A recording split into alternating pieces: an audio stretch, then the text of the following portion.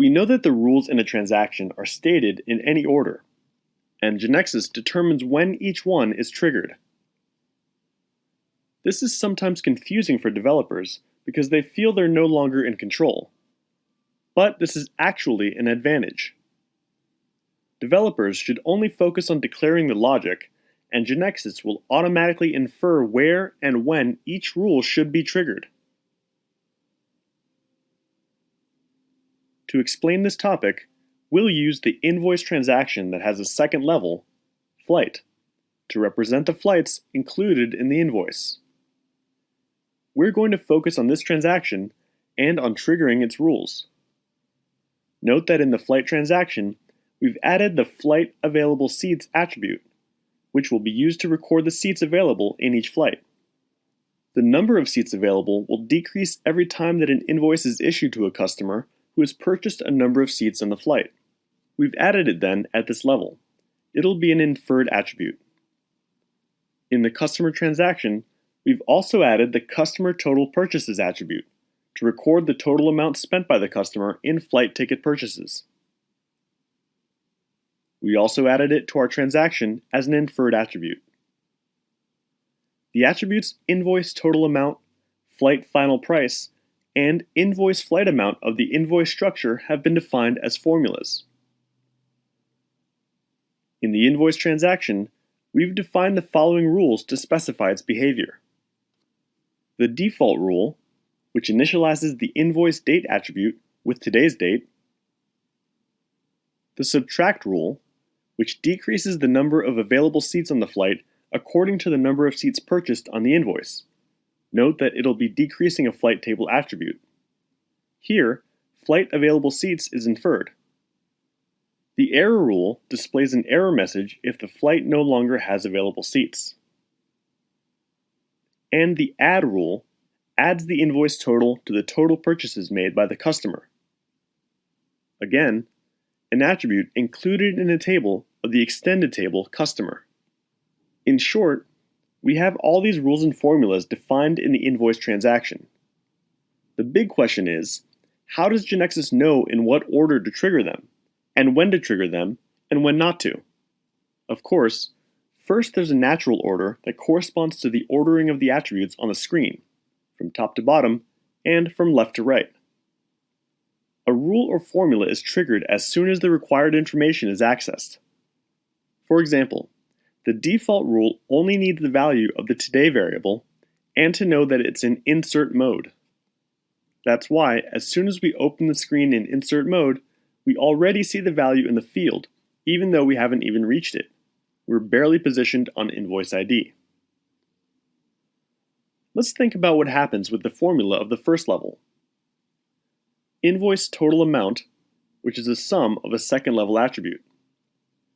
Since the sum formula needs only the invoice flight amount attribute, it'll be triggered for the header even before the first line could be entered, giving 0. But then as we enter lines, it'll be triggered again for each one. But what happens if we access the transaction in update mode and, for example, change something in a line that doesn't modify the invoice flight amount at all?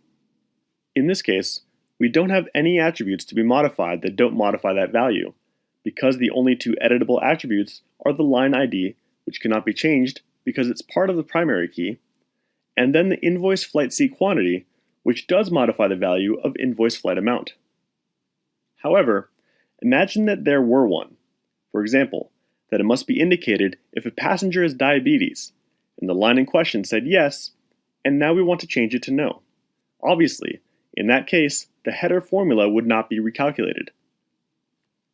This is also obvious to GeneXus, which internally extracts the existing dependencies between places assumed by the controls on the screen, the rules and formulas to build a dependency tree, known as evaluation tree, that will determine which rules and formulas will have to be triggered again when changes are made to attributes on the screen. In this example, it'll be as shown below. For example, note what happens with the attribute invoice flight seat quantity.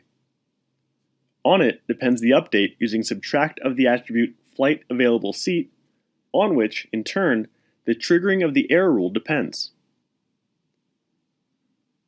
For this reason, the condition of the error rule must be written knowing that, because of this dependency, the subtract will always have already been executed, and that's why the condition less than 0 is placed. Remember that, as we've already studied, if there are negative entries, everything done in the tree that led to this error will be undone.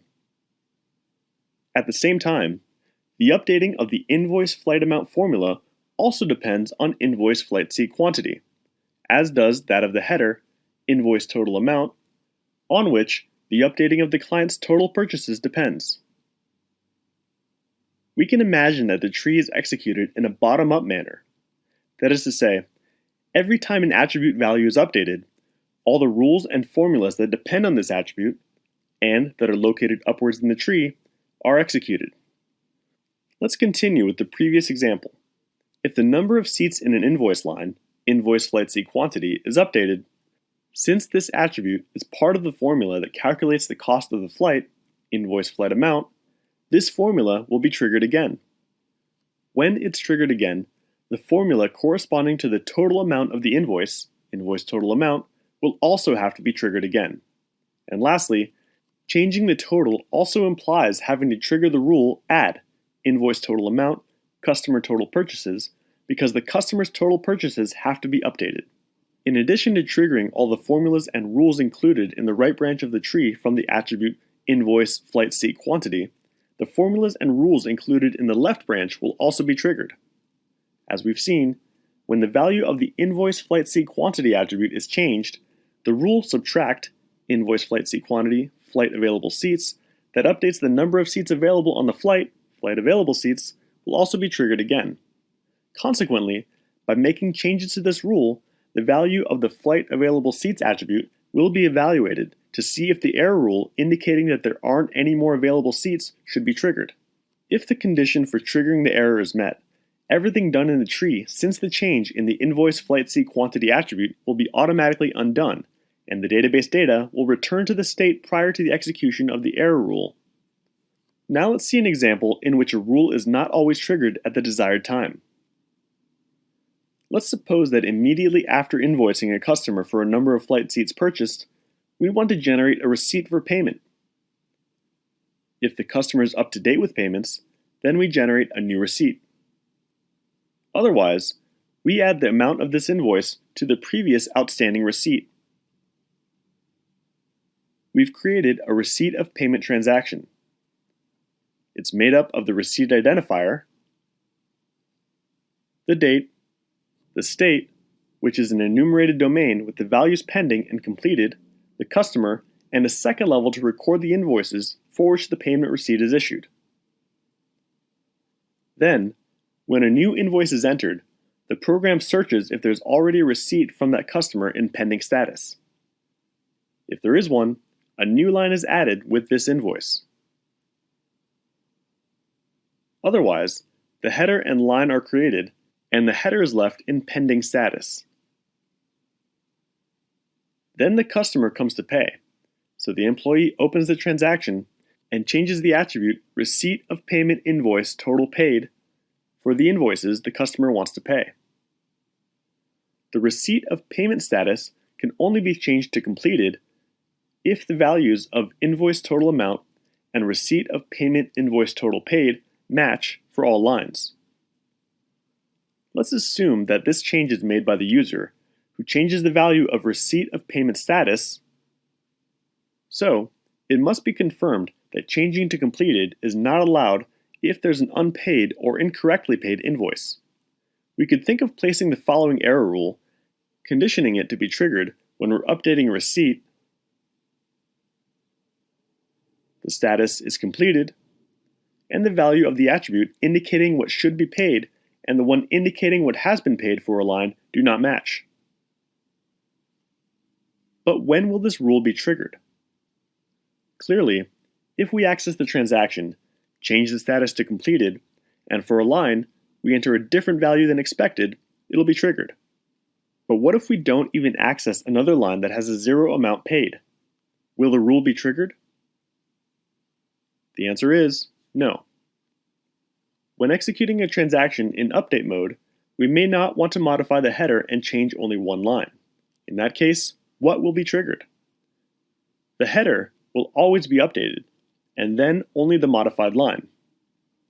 For it, everything will be triggered according to the evaluation tree.